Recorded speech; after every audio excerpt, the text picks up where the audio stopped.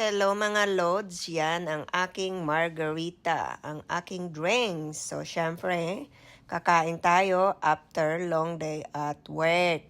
So ito yung mga appetizer, my favorite, may queso, may ham, may asparagus, may mashed potato, may eggplant, may pickles, cucumber. So syempre, after long work, kain tayo.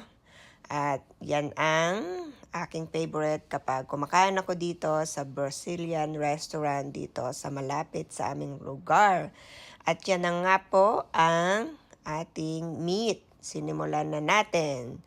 So tara, kain po tayo ng ating dinner. So syempre, relax after the hard work. And thank you so much guys for watching until my next video. Bye-bye!